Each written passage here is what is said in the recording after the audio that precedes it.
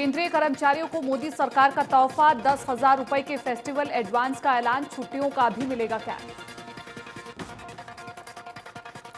प्रधानमंत्री नरेंद्र मोदी ने राजमाता विजयाराजे सिंधिया की 100वीं जयंती पर 100 रुपए के सिक्के का अनावरण किया। कोरोना वायरस की वजह से एक वर्चुअल समारोह के जरिए प्रधानमंत्री मोदी ने इस सिक्के को देश को समर्पित किया।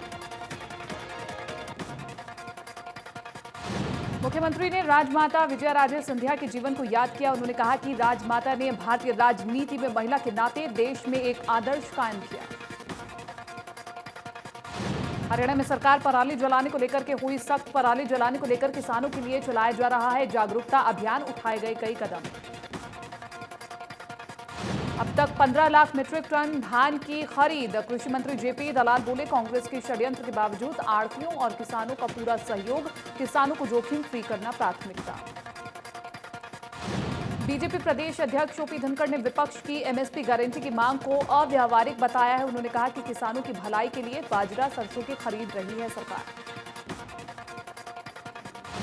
कांग्रेस पर निशाना साधते हुए ओपी धनखड़ ने कहा कि कांग्रेस में युवा नेताओं की कमी नहीं है, वे लोग कुछ वर्षों में देख लेंगे कि एमएसपी पर खरीद होती है या नहीं। उन्होंने सवाल भी पूछा, आखिर कांग्रेस कब तक झूठ बोलती रहेगी। चंडीगढ़ में मुख्यमंत्री मनोहर लाल बरोदा उपचुनाव लड़ने को लेकर नेता प्रतिपक्ष भूपेंद्र सिंह हुड्डा पर पलटवार किया। सीएम ने कहा, बरोदा में बीजेपी का कार्यकर्ता जीत हासिल करेगा। भूपेंद्र हुड्डा अगर चाहे तो फिर प्रयोग कर सकते हैं।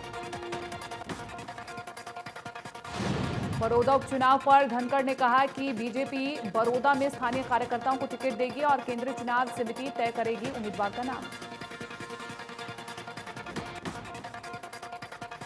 चंडीगढ़ में मुख्यमंत्री मनोहर लाल ने कोरोना के खिलाफ अधिकारियों और कर्मचारियों को शपथ दिलवाई। इस दौरान सीएम ने कर्मचारियों को मास्क पहनने और 2 गज की दूरी का पालन करने की शपथ दिलाई।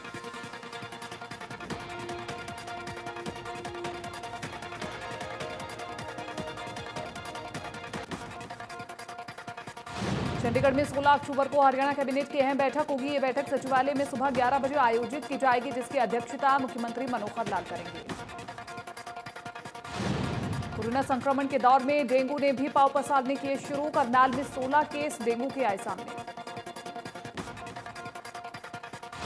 फरीदाबाद के सेक्टर 74 में डंपिंग यार्ड बनाने को लेकर लोगों ने जमकर विरोध किया, जिसके चलते केंद्रीय राज्य मंत्री कृष्णपाल गुर्जर ने कहा कि लोगों के विरोध के चलते डंपिंग यार्ड नहीं बनेगा।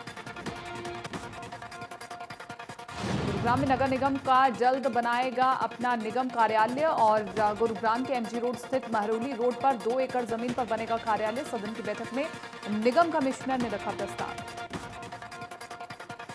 हरियाणा पुलिस ने अपने पेंशनरों के लिए दुर्घटना बीमा के तहत दी जाने वाली राशि को 17 लाख रुपए से बढ़ाकर के 30 लाख रुपए कर दिया है। ADGP law and order Navdeep Singh Virk ने बताया कि एचडीएफसी बैंक के साथ एक अनुबंध के तहत रिटायर पुलिसकर्मियों के हित में यह निर्णय लिया गया है।